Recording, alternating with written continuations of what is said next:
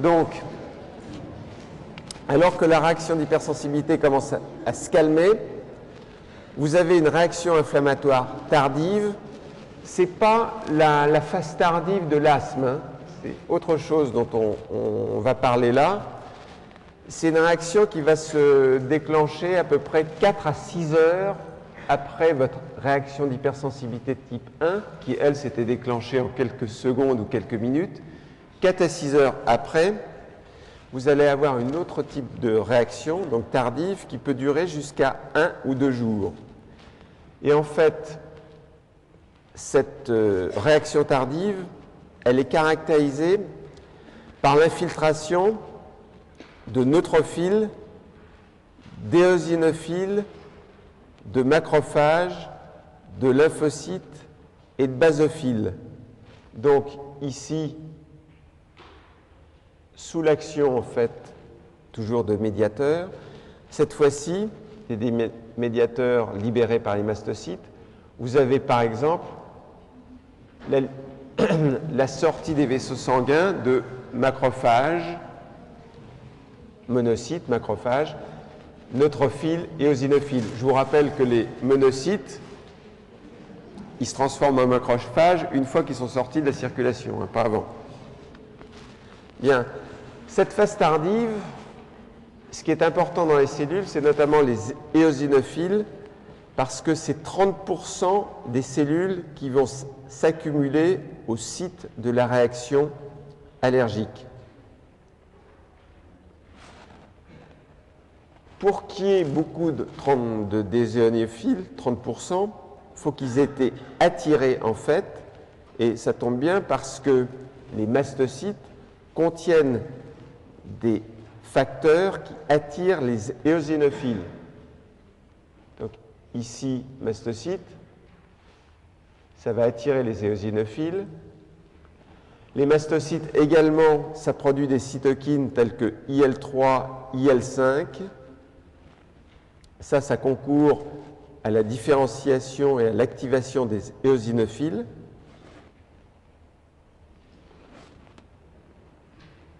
Les éosinophiles, si vous vous en souvenez, ils ont également des récepteurs pour les IgG et les IgE. Vous les voyez, les récepteurs pour les IgG et les IgE, et ça va permettre d'activer les éosinophiles. Et tout ça, c'est important dans la réaction inflammatoire tardive. Libération de médiateurs, IL-3, IL-5, éosinophiles, IgG, IgE, activation des éosinophiles.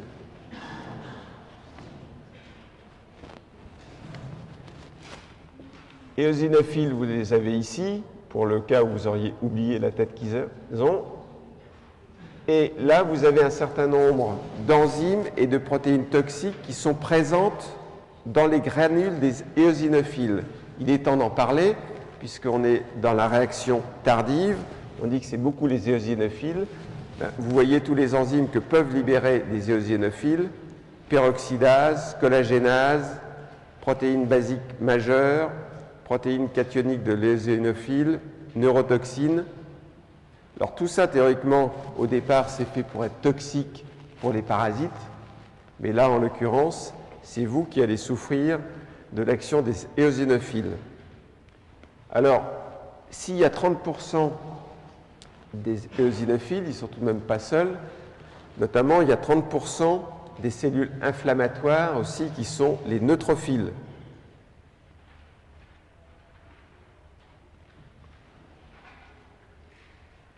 Là, on a d'autres médiateurs des éosinophiles. Ça, ici, je peux m'en passer. Très bien. Donc, maintenant, vous savez qu'il y a une réaction inflammatoire tardive avec deux messages, rôle important des éosinophiles et rôle important des neutrophiles. Maintenant, comment vous allez pouvoir, ou comment se fait la régulation des réactions d'hypersensibilité de type 1? D'abord, vous savez que cette régulation, elle ne se fait pas toujours, sans ça, vous ne feriez pas de réaction d'hypersensibilité. Tout de même, pour contrôler cette réaction, ça dépend notamment de votre patrimoine génétique. Parce que chez les sujets atopiques, qui ont une propension à faire des hypersensibilité de type 1, ben, il y a une régulation des réactions qui se fait pas bien. Et je vous rappelle que si vous avez vos deux parents qui ont des hypersensibilités de type 1, vous avez 50% de malchance d'en faire aussi. Par contre, si vous avez un seul parent, ça fait 30%. Alors, comment se fait cette régulation? Ben, ça va se faire en fait en fonction des niveaux d'activation de vos lymphocytes T auxiliaire 1, T auxiliaire 2. La demoiselle, elle arrive sur la pointe des pieds, on ne l'entend pas. Donc, en fonction de l'activation des TH1 et des TH2, et le message important, c'est que les TH1, les T auxiliaire 1, ça vous réduit les réactions d'hypersensibilité de type 1, alors que les TH2, ça va l'augmenter. Alors, ici, vous avez les TH1 qui apparaissent, les TH2 qui apparaissent. Et ici, j'ai changé les couleurs par rapport à d'habitude parce que j'ai mis en vert sur les TH2. Vous avez en vert les cytokines qui sont importantes pour réguler l'hypersensibilité de type 1, qui sont IL-3, IL-4, IL-5, IL-10.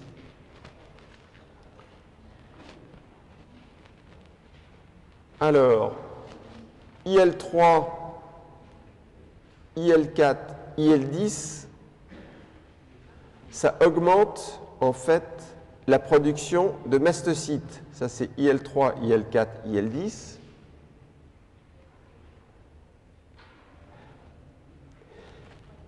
IL-3, IL-5, ça augmente en fait la maturation, l'activation et l'accumulation des éosinophiles.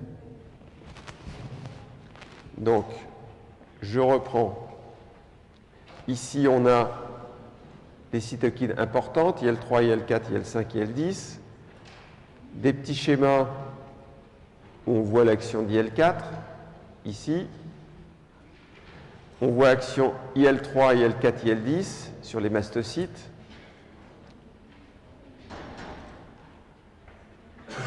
Bien.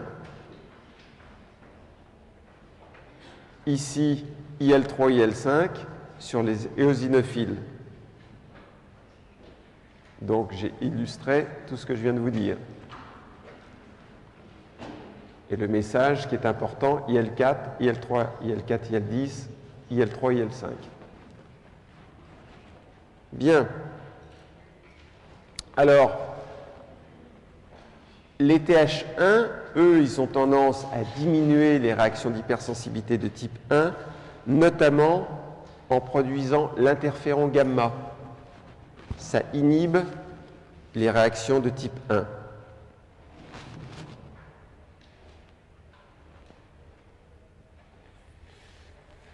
Bien.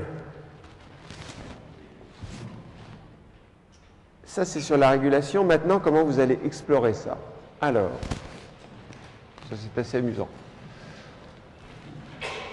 Première chose, premier test que certains d'entre vous ont peut-être fait, vous pouvez faire des tests en faisant soit une mauvaise technique qui est de faire de scratching, c'est-à-dire de gratter la peau et de mettre un certain nombre d'allergènes supposés pour tester si vous faites, ce sont des tests cutanés, in vivo, par scratching ou mieux par intradermoréaction pour voir si vous êtes sensible à tel ou tel allergène. Alors ces tests cutanés, donc soit par grattage, soit par intradermoréaction, ça a l'avantage, de ne pas être cher, 2, et vous allez comprendre pourquoi je vous dis ça, comme les réactions d'hypersensibilité sont des réactions extrêmement complexes, là, vous induisez, par ces tests cutanés qui sont des tests simples, peu coûteux, vous induisez la cascade des réactions complexes. Donc vous allez explorer l'ensemble de la réaction d'hypersensibilité de type 1. Cela dit, il y a des inconvénients. C'est que, notamment, vous pouvez induire, vous allez tester 10 allergènes différents. Ben, un des problèmes, c'est que vous pouvez induire tout d'un coup une hypersensibilité à un allergène pour lequel vous n'avez rien demandé pour l'instant. Hein. Celui-ci, vous ne le connaissiez pas, mais on l'a testé et hop, ça vous déclenche une allergie. Donc vous pouvez sensibiliser avec ces tests le sujet à de nouveaux allergènes, ce qui n'est pas exactement la réaction attendue. À côté de ça, vous avez ces tests qui sont très utilisés mais qui ont deux inconvénients. Le premier, c'est d'être coûteux et le second, c'est d'explorer en fait simplement une petite partie du mécanisme de l'hypersensibilité de type 1. Alors, cela, c'est le test radio-immunosorbant. C'est le dosage des IgE sériques totaux. Qu'est-ce que vous avez? Vous avez un support solide, là ici j'ai fait une petite bille, sur laquelle vous avez des anticorps anti-IgE. Vous mettez le sérum de votre malade. Si dans le sérum de votre malade, il y a des IgE, vous venez avec un anticorps, un autre anticorps marqué par exemple par un isotope radioactif ou un enzyme, et vous avez donc, c'est une technique sandwich. Hein. Ce que vous mesurez, c'est les IgE du sérum, et vous dosez les IgE. Mais encore une fois, ça n'explore que le taux des IgE, donc qu'un des mécanismes de l'hypersensibilité de type 1, c'est plus complexe que ça. En plus de ça, on s'aperçoit que vous avez des sujets qui font des allergies, qui n'ont pas d'augmentation des IgE, et on avait vu, je ne sais pas si vous vous souvenez, que de toute façon, le taux d'IgE, il variait assez peu. C'est-à-dire, vous ne passez pas à des taux qui sont gigantesques. Alors, ce test radio-immunosorbant, il faut tout de même le connaître parce qu'il est très utilisé. À côté de ce test-là, vous avez, il a un autre nom, radio-allergosorbant, le test radio-allergosorbant. Alors ça, vous ne dosez pas les IgE totaux, vous dosez les IgE spécifiques d'un allergène. Vous voulez voir si vous avez des IgE spécifiques de cet allergène-là. Donc vous avez couplé l'allergène sur un support solide. Toujours pareil, vous avez le sérum du sujet. Dans le sérum du sujet, il y a plein d'IgE, mais il y en a peut-être, hop, ici au milieu de tous vos IgE, vous en avez qui étaient spécifiques de l'allergène. Donc vous avez éliminé par lavage les IgE non spécifiques. Il vous reste les IgE spécifiques de votre allergène que vous allez repérer, comme tout à l'heure, avec un anticorps anti-IgE marqué par un isotope radioactif. Donc deux tests très utilisés. Bien. Vous avez tout compris du mécanisme, quasiment tout. Vous avez fait un certain nombre de tests qui ont été concluants, pas concluants. Il serait temps maintenant de traiter. Alors, il y a un premier traitement qui n'est pas forcément toujours facile à faire, c'est tout simplement d'éliminer les allergènes ou d'essayer de les éviter. D'où ces fameuses cartes que vous avez qui vous indiquent, notamment aux États-Unis, où se trouvent les zones où il y a à telle époque de l'année tel allergène. Donc il y a des cartes pour savoir les endroits où il ne va pas falloir que vous voyagez. Cela dit, c'est un petit peu plus difficile. Lorsque vous êtes allergique à la poussière, par exemple, vous avez beau passer l'aspirateur 43 fois par jour, tout de même, ça ne va pas forcément résoudre votre problème. Cela dit, vous avez peut-être une solution si vous êtes allergique aux chats. Je vous donne une première solution qui est triste, je vous en donnerai une seconde tout à l'heure. La première solution, c'est tout de même de vous intéresser plus aux chiens qu'aux chats. Mais c'est difficile, mais il n'y a peut-être pas d'autre solution. Donc première solution, vous éliminez l'allergène. Seconde solution, on essaye de faire une hyposensibilisation. C'est-à-dire, on vous fait une immunothérapie où, avec des toutes petites doses d'allergènes de façon répétée et croissante, on va essayer en fait d'induire plus ou moins une tolérance à l'allergène, ou ce que l'on considère aussi, c'est que vous allez induire la production plutôt d'IgG dirigée contre l'allergène plutôt que d'IgE. Il va y avoir une compétition entre les IgE et les IgG pour la fixation de l'allergène. Mais ça peut marcher, c'est en tout cas très utilisé. Ça marche pas, mais des immunothérapies pour faire en tout cas une hyposensibilisation, soit l'induction de tolérance, soit l'induction d'une production d'IgG qui vont venir rentrer en compétition avec les IgE. Alors, un autre traitement, alors là il y a une petite subtilité. Xolair. En fait, le Xolair, qu'est-ce que c'est? C'est un anticorps humanisé qui se lie aux IgE. Alors là, si vous vous souvenez de tout à l'heure, si j'en reste là, vous vous dites, attendez, comment ça marche ça? Parce que tout à l'heure, vous nous avez montré, par exemple, sur des expériences in vitro, que vous êtes capable de faire un pontage des IgE à la surface de cellules avec des anticorps anti-IgE. Donc là, comment ça marche le Xolair? Il y a une subtilité qui est importante à comprendre, c'est que cet anticorps, en fait, il est capable de se lier aux IgE membranaires à la surface d'un lymphocyte B.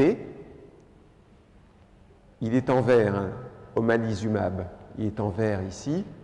Il se lie aux IgE membranaires, il se lie aux IgE solubles, mais, fort heureusement, il ne se lie pas, en fait, aux IgE qui sont à la surface des mastocytes. Ça serait embêtant. Donc, fixation sur IgE membranaire et sur IgE libre, mais pas sur les IgE qui sont à la surface des mastocytes. Pas de fixation là. Bien. Alors, là, vous avez déjà trois moyens. Autre traitement,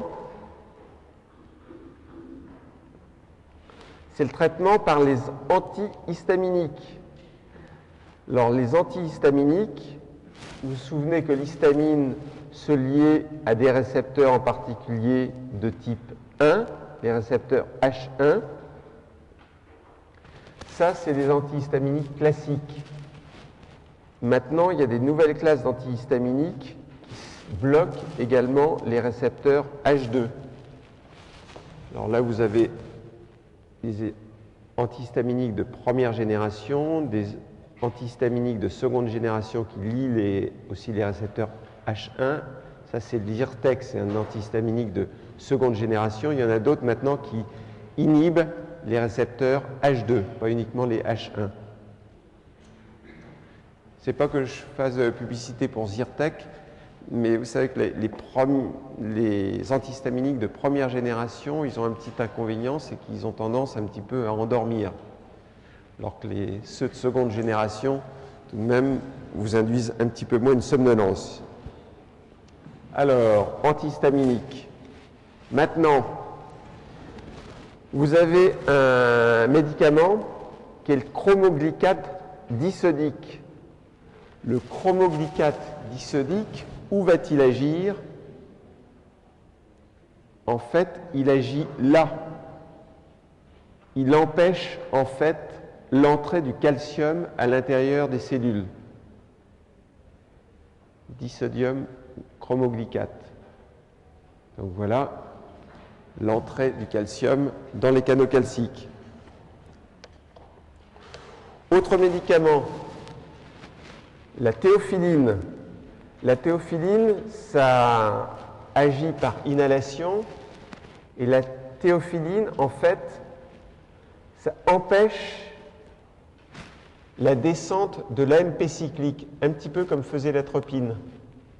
Théophiline, vous savez qu'il fallait qu'il y ait une montée et une descente de l'AMP cyclique, ici. Ben, la théophiline, ça vous bloque la descente. Donc il ne reste plus que la montée.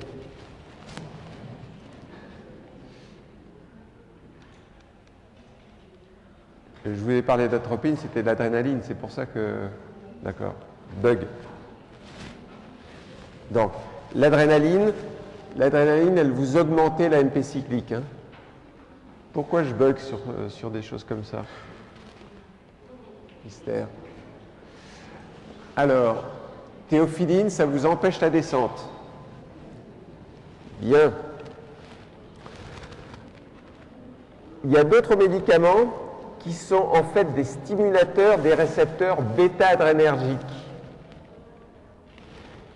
Ces stimulateurs des récepteurs bêta-adrénergiques, vous aviez justement l'adrénaline. Cette fois-ci, je ne fais pas de bug. Et vous en avez d'autres, dont un, je ne fais toujours pas de publicité, mais il est tellement utilisé, qui est également un agoniste des récepteurs bêta-2 adrénergiques, c'est salbutamol, autrement dit, vous connaissez que ça? Oui? Ventoline. D'accord? C'est parce que vous utilisez ou parce que vous êtes savante? Bien. Voilà. Alors, autre traitement, décidément il y en a beaucoup mais il en faut, c'est la cortisone aussi et les anti-inflammatoires. Il y a toujours dans ces réactions d'hypersensibilité de type 1 une composante inflammatoire qui est importante, notamment dans l'asthme, on l'a vu, et on peut utiliser bien entendu tout ce qui est anti-inflammatoire, cortisone. Et il y a un médicament, mais dont l'utilisation est un petit peu contestée actuellement, qui s'appelle le Singulair. Singulair, c'est un antileucotriène. Or, il est discuté actuellement, parce que j'avais vu une coupure de presse. Voilà, la FDA enquête sur les risques suicidaires liés à Singulair. Bon. Alors, là je me suis amusé simplement. Adrénaline. Là c'est pour vous rappeler que l'aspirine c'est un des médicaments qui provoque des allergies. Et là, la dame ici qui est en train de faire une allergie, elle va prendre en fait de la ventoline. Bien. On a passé beaucoup de temps sur l'hypersensibilité de type 1. Maintenant, on va parler de l'hypersensibilité de type 2. C'est une hypersensibilité qui, cette fois-ci, est liée non pas aux IgE. Vous vous rappelez au passage qu'il n'y a pas que les IgE qui vous donnent une hypersensibilité de type 1. On avait les anaphylatoxines, on avait des médicaments qui sont capables tout seuls d'induire. Là, ici, l'hypersensibilité de type 2, c'est les IgG ou IgM qui peuvent agir de différentes façons. Soit ils induisent une cytotoxicité cellulaire dépendante d'anticorps, par exemple parce qu'ils vont faire le pontage entre la cellule cible et des cellules NK. Vous pouvez avoir également une action par le biais du complément, qui vont vous faire une cytotoxicité dépendante du complément, CDC. Mais il faut, là en l'occurrence, que vous ayez tout du moins des anticorps là. Vous pouvez également avoir, sous l'action des anticorps, une opsonisation Tout ça, ce sont les mécanismes d'hypersensibilité de type 2. Vous pouvez également avoir l'anticorps qui vous altère la signalisation. Et vous voyez en bas des exemples de réactions d'hypersensibilité de type 2, allergie à certains médicaments, pénicilline. De toute façon, je vous rappelle, je l'ai déjà dit, mais que la pénicilline, c'est capable de vous induire une hypersensibilité de type 1, 2, 3, 4. Donc, et là, l'urticaire chronique, c'est dû à l'action d'anticorps anti-Fc epsilon R1. Bien. Manifestations cliniques et pathologies associées à ces hypersensibilités de type 2. Il y en a une première qui est importante, ce sont les réactions transfusionnelles. Vous savez déjà, vous l'avez déjà vu ce schéma-là, comme me dit Jonathan, maintenant c'est tout simple l'immunologie. Vous avez tellement appris de choses en immunologie fondamentale que vous êtes à l'aise maintenant. Vous savez déjà que les sujets de groupe A ont des antigènes de groupe A, mais qu'ils ont des anticorps anti-B.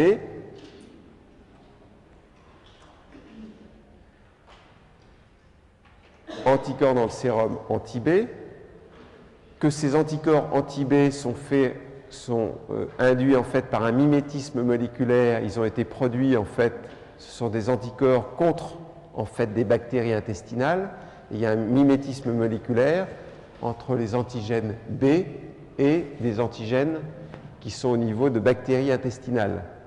Toujours est-il que chez les sujets de groupe A, il y a des anticorps anti-B.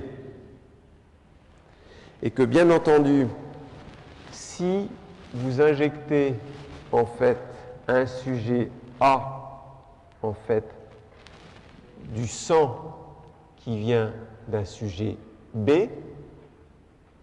hop, A, ici, voilà, anticorps dans le sérum anti-B. Si j'injecte un sujet A du sang provenant d'un sujet B, étant donné que le sujet A a des anticorps anti-B, il va y avoir une réaction d'hypersensibilité de type 2. Comme les anticorps que vous avez ici sont principalement des IgM, un des mécanismes que vous allez avoir, c'est en fait le mécanisme que vous avez ici d'activation du complément. Je vous rappelle, ici j'ai dessiné non pas une bactérie, mais vous voyez c'est rouge. Ça veut dire que c'est un globule rouge et vous avez l'IgM qui est venu se mettre ici sur le globule rouge et il va y avoir activation de la voie du complément. Vous avez ici l'activation de la voie classique du complément avec l'IgM, d'accord, anti-antigène du groupe B. Ici c'est rouge, c'est bien un globule rouge. Ce qui fait que ça va vous faire finalement dans le globule rouge, sous l'action des IgM et du complément, ça va vous faire des pores dans le globule rouge et ça va vous faire donc cette fois-ci une hémolyse. Donc c'est une réaction transfusionnelle. Alors,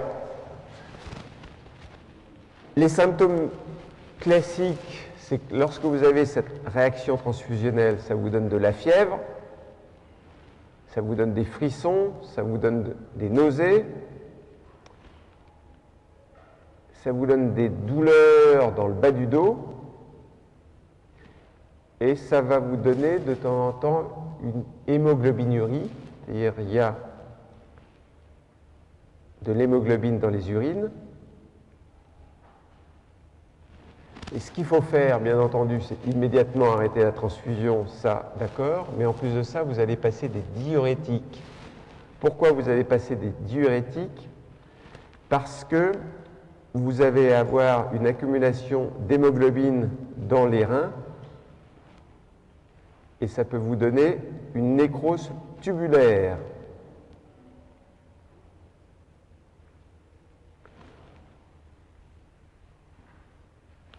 vous allez avoir des réactions hémolytiques qui peuvent être retardées chez des sujets qui apparemment sont ABO compatibles, mais lorsque des sujets sont ABO compatibles, il peut y avoir tout de même des réactions hémolytiques tardives dues à des groupes sanguins mineurs. C'est les groupes RH, KID, KEL, DUFI. Mais il y a une petite nuance, c'est que cette fois-ci, au lieu de faire des IgM, comme tout à l'heure, vous faites plutôt des IgG. Et les IgG, en fait, vous les voyez ici, hein. Si vous regardez sur le schéma, vous avez toujours en rouge votre globule rouge, mais ici, ce que j'ai dessiné, c'est en fait une IgG, ce n'est pas une IgM, mais tout de même, l'IgG peut vous provoquer une lyse, en fait, des globules rouges, mais c'est une lyse qui est plutôt incomplète. Les symptômes, c'est les mêmes que tout à l'heure, de toute façon.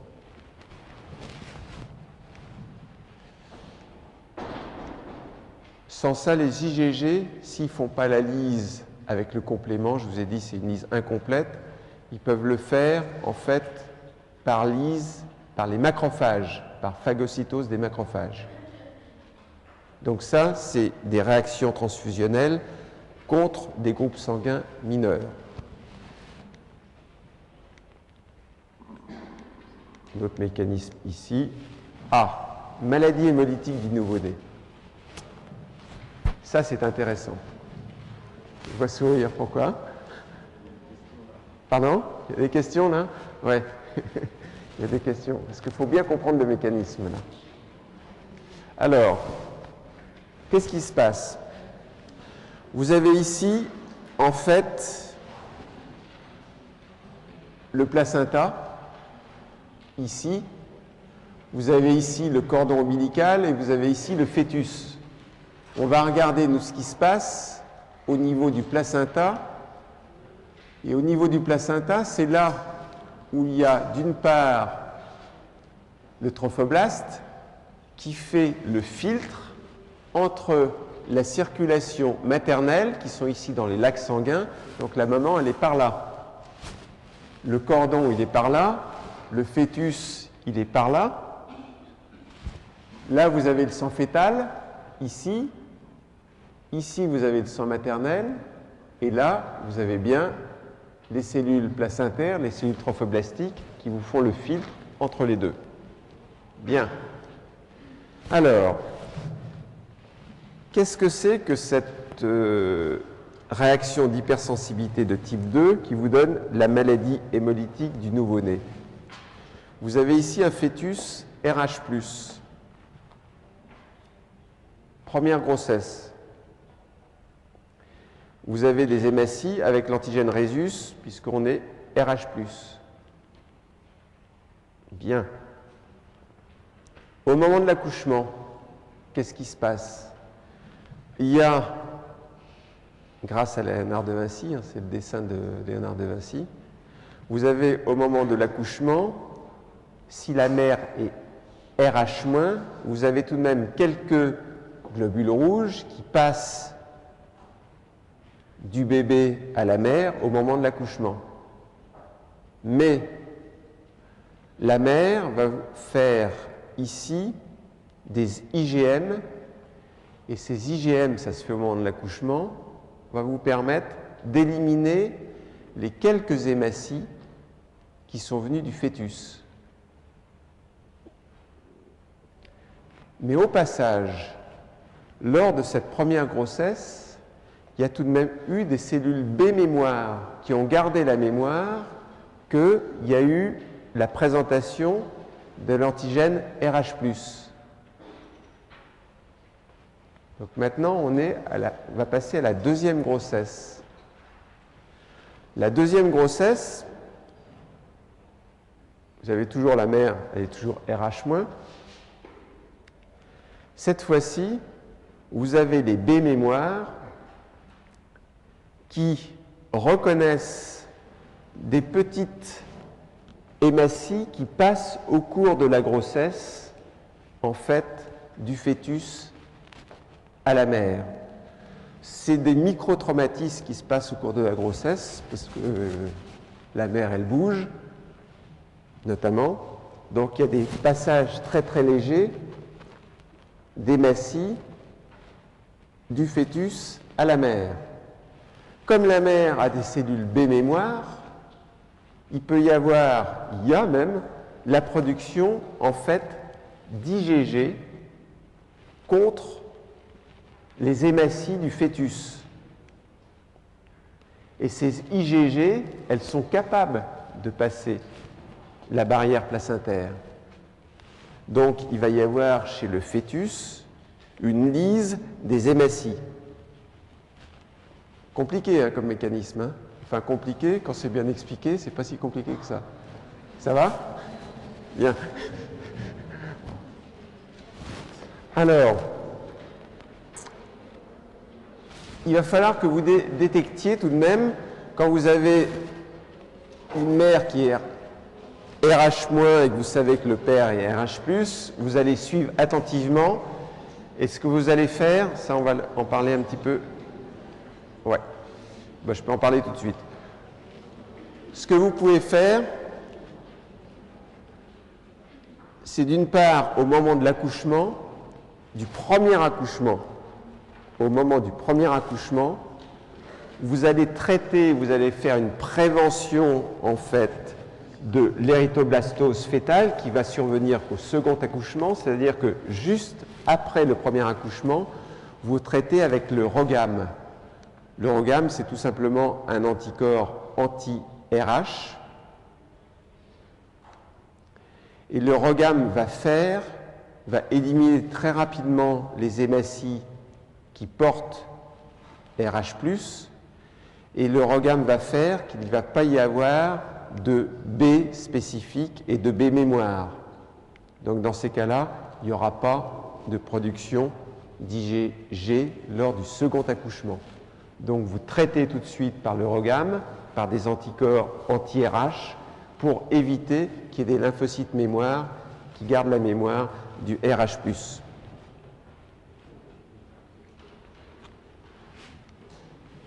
Alors, cela dit,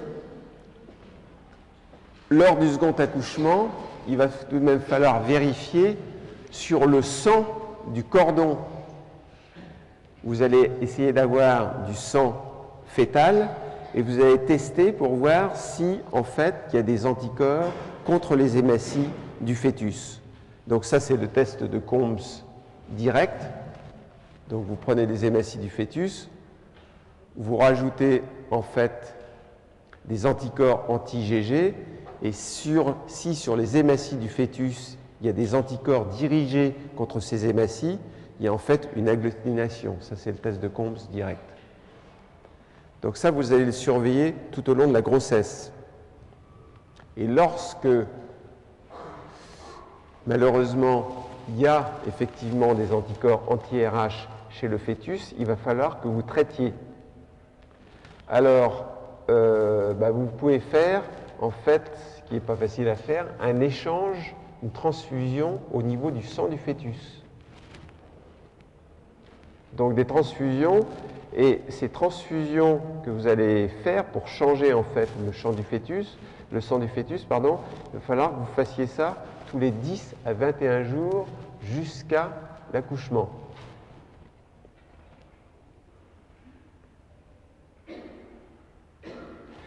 Lorsque les cas sont un petit peu moins sévères, ce que vous allez faire en fait, c'est que vous pouvez faire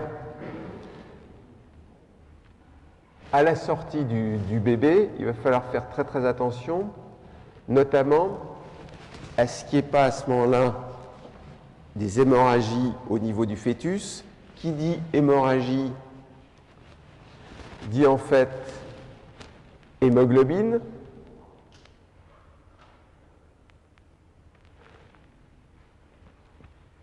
Transformation ou production en fait de bilirubine, et la bilirubine c'est dangereux pour les reins Et qu'est-ce que vous faites pour casser en fait la bilirubine? Ça, vous l'avez observé si vous avez été dans les maternités.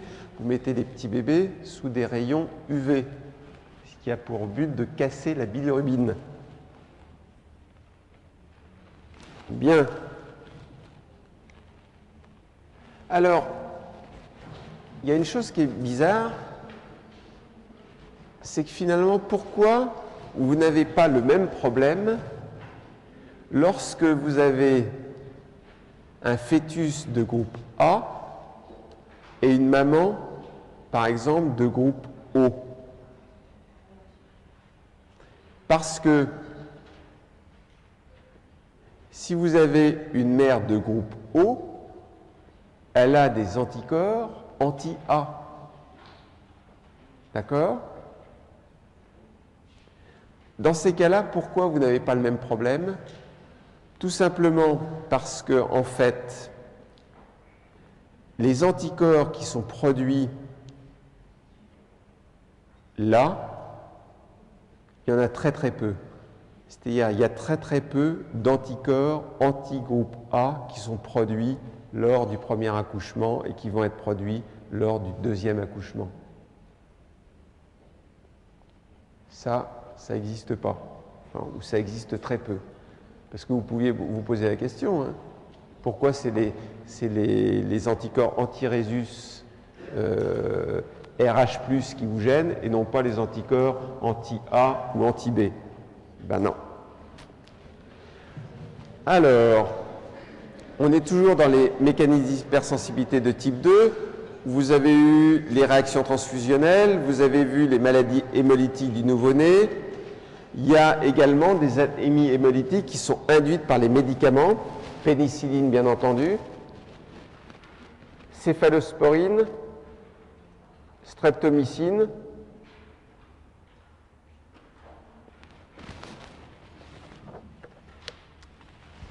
Bien. Sur la pénicilline, on sait qu'il y a des antigènes majeurs et il y a des antigènes mineurs.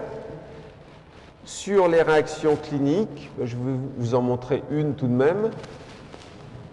Voilà une allergie à l'ampicilline. Bon, allergie cutanée. Bien, c'était intéressant l'hypersensibilité de type 2. Maintenant, on passe à l'hypersensibilité de type 3. Donc, type 1, c'était IgE, anaphylatoxine, médicaments. Type 2, c'était IgG, IgM. Maintenant, type 3, c'est un tout petit peu plus compliqué. C'est dû, en fait, à des complexes immuns. Donc, c'est dû à des complexes immuns. Il va y avoir action du complément. Il va y avoir action des éosinophiles ou des mastocytes. Et ici, action des neutrophiles. On va voir ça un tout petit peu plus en détail. Alors,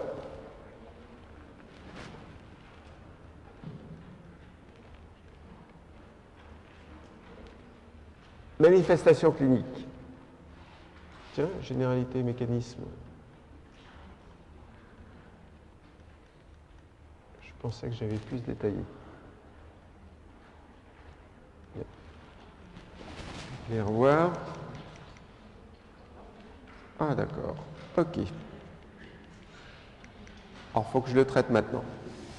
Généralité, mécanisme. Alors, qu'est-ce qui se passe?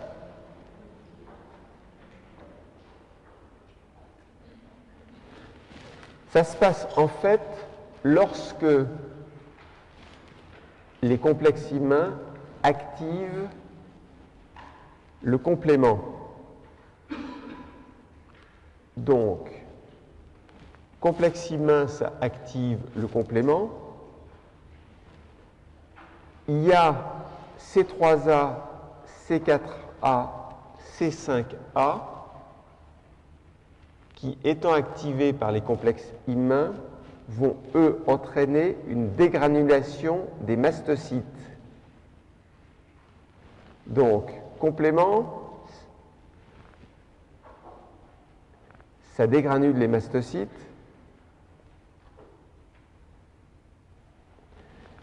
C3A, C5A et un autre facteur qui est C5B, ça va agir en attirant les neutrophiles. Donc, le message important ici, c'est l'activation des neutrophiles.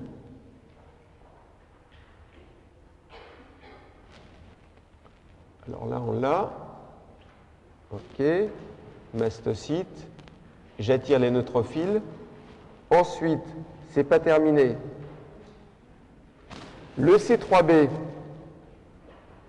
en fait, c'est un facteur qui va agir comme une opsonine, qui va également se coter sur les complexes immuns. Ici, on va le voir faire. Il se met ici sur le complexe immun. Ici, C3b et complexe immun va venir activer les neutrophiles qui vont libérer un certain nombre de médiateurs. Donc, on répète. Je repars.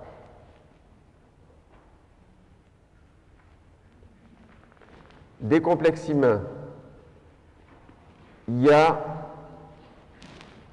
activation du complément C3A, C4A, C5A. Ça dégranule des mastocytes. Il y a des facteurs qui vont attirer les neutrophiles. Les neutrophiles, ils vont être opsonisés par un facteur du complément qui s'est fixé sur les complexes immuns et il y a libération de médiateurs. Donc, le message, c'est complément d'une part, complexe immun d'autre part, et les cellules qui sont importantes ici, ce sont les neutrophiles. Vous verrez pourquoi je vous dis ça. Alors, manifestations cliniques, vous vous souvenez qu'on avait parlé des réactions d'Artus, réactions localisées. Alors là, il y a une petite chose amusante là. Hop. Bon. Vous avez vu? Bon. On va le faire revenir, il faut le voir vite. Vous avez ici une piqûre d'insecte. Piqûre d'insecte, ça vous donne une réaction d'hypersensibilité souvent de type 1. Vous savez maintenant la différence entre abeille, frelon, guêpe. Ici, je ne sais pas ce que c'était d'ailleurs, si c'était une guêpe. Mais, voilà. Je me fais piquer ici par une guêpe ou une abeille. Qu'est-ce qui se passe? L'antigène. Formation avec l'antigène de complexe immun. D'accord? Activation du complément. On a déjà vu. Activation du complément. C3A, C4A, C5A qui activent les mastocytes. D'accord? Les mastocytes, vous avez là des neutrophiles qui sont en train de se balader. Sous l'action en fait des médiateurs des mastocytes, ils changent la perméabilité de la membrane, ils se dégranulent. Qu'est-ce qui se passe? Le neutrophile sort. D'accord? Il sort. Ici, vous avez le C3b qui vient se coller au complexe immun. Et là, l'ensemble C3b complexe immun vient se fixer sur le neutrophile. Et le neutrophile, il libère un certain nombre de médiateurs. Ça devient clair là? Il est pas mal ce schéma. Hein? Vous êtes d'accord? D'accord. Voilà, ça éclaircit. Non mais on voit bien toutes les étapes qui étaient un petit peu complexes. Ça va? Donc ça, c'est typiquement le développement d'une réaction d'Artus. Alors,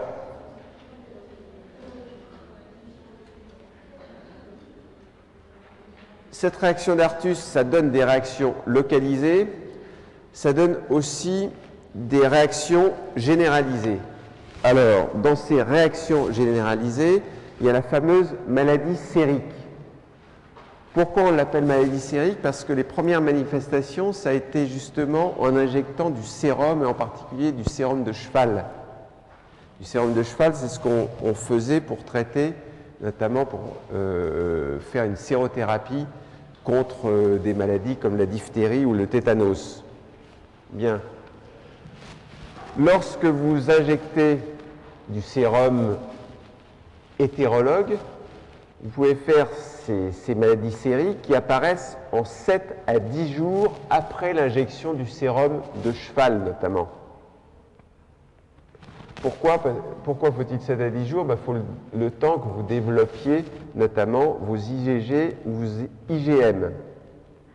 Et ensuite, une fois que vous les avez développés, vous allez faire une manifestation clinique de la maladie sérique, c'est-à-dire des frissons, la fièvre, une éruption cutanée, arthrite, glomérulonéphrite, un urticaire. Chez l'urticaire, ça me montre bien qu'il y a action des mastocytes. Alors ça, aujourd'hui, on utilise moins tout de même des sérums de chevaux, mais on a ce type de réaction avec des agents immunosuppresseurs chez les transplantés. Lorsque vous utilisez la streptokinase c'est un agent thrombolytique chez des patients qui sont atteints d'infarctus du myocarde.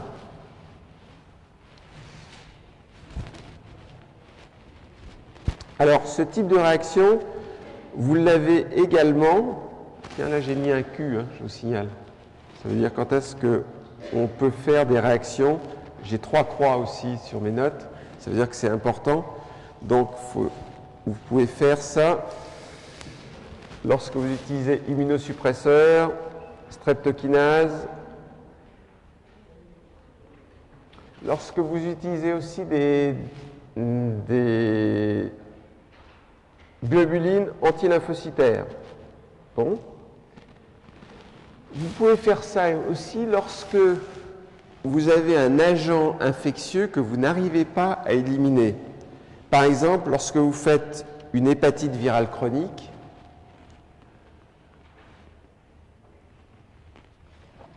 ou alors il y a un certain nombre de maladies qui sont quasiment des maladies professionnelles. Il y en a une qui s'appelle le poumon du fermier. Le poumon du fermier, ça veut dire que le fermier il est exposé à des poussières de foin ou à des spores de moisissure quand il fait la moisson. Et ça vous donne maladie du poumon du fermier.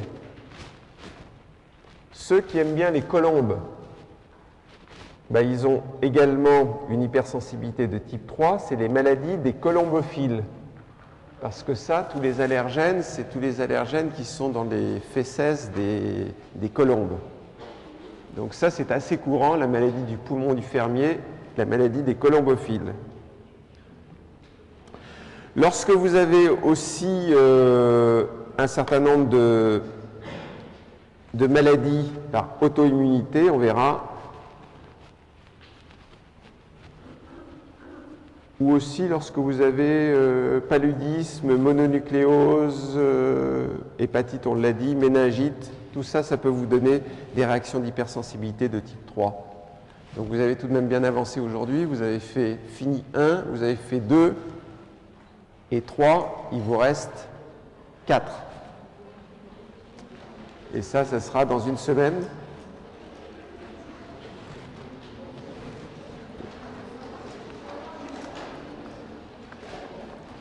Bonne fin de matinée.